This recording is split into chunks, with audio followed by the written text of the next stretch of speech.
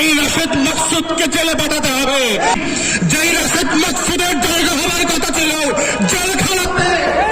অন্তর্বর্তীকালীন সরকার একদল বাট্টার লুটেরাদেরকে বিভিন্ন ব্যাংক থেকে এনে স্টক এক্সচেঞ্জে বসিয়ে প্রমাণ করেছে বাংলাদেশে যাদেরকে আমরা জুলাই আগস্টের গণ অভ্যুত্থানে রক্ত দিয়ে দয়া করে উপদেষ্টা বানিয়েছিলাম তারা ৩৩ লক্ষ পরিবারের বিরুদ্ধে যুদ্ধ ঘোষণা করেছে। এজন্য এজন্য শেখ পরিবারকে দিল্লিতে পাঠানো, এজন্য গণভবনের জাদুঘরে পাঠানো নাই, এজন্য নতুন নতুন উপদেষ্টা বানানো হয় নাই। অন্তর্বর্তীকালীন সরকারকে বলছি যেই রাশেদ মাকসুদের জায়গা হওয়ার কথা ছিল জেলখানাতে।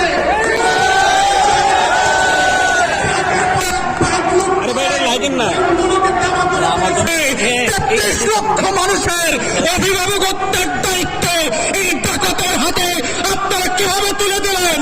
এই ডাকাত হবে গণমানুষের সিদ্ধান্ত হতে পারে না।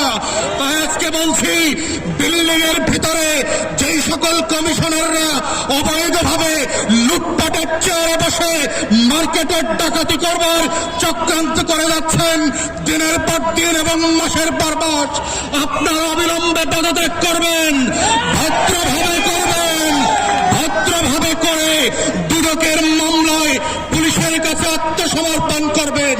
লুটপাটকারীদেরকে পুনর্বাসন করার রাজনীতি বাংলাদেশে আর হতে দেওয়া যাবে না। তাই আমাদের বক্তব্য খুব পরিষ্কার, বাংলাদেশে পুঁজিবাজারে বিনিয়োগকারীদের পক্ষ থেকে বারবার যে যৌক্তিক দাবিগুলো করা হয়েছে আমরা দেখতে পাচ্ছি অর্থ উপদেষ্টা এবং অন্যান্য বাণিজ্য উপদেষ্টা থেকে শুরু করে এগুলোকে ছেলে খেলার মার মতো করে নাচনি বুড়ির মতো করে খেলছেন।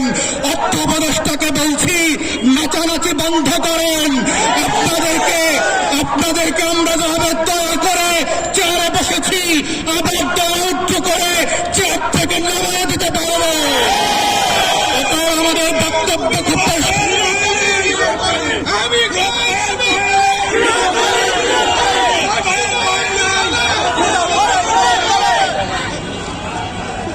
আমরা খুব পরিষ্কার করে অন্তর্বর্তীকালীন সরকারকে বলছি, যেটা বারবার করে বলেছি, ৩৩ লক্ষ পরিবার এবং বিনিয়োগকারীর পক্ষ থেকে আপনারা অবিলম্বে একটা স্বাধীন তদন্ত কমিশন করবেন।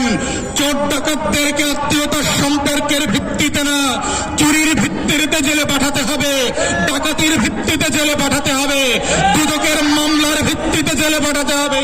শত শত হাজার হাজার কোটি টাকা লুটপাটের ভিত্তিতে এই রাশেদ মাকসুদকে জেলে পাঠাতে হবে। আমরা দেখলাম তিনি নাকি আপনাদের কোন কোন উপদেষ্টার শাশুড়ি লাগেন, বউ লাগেন, দেবরের জামাই লাগেন,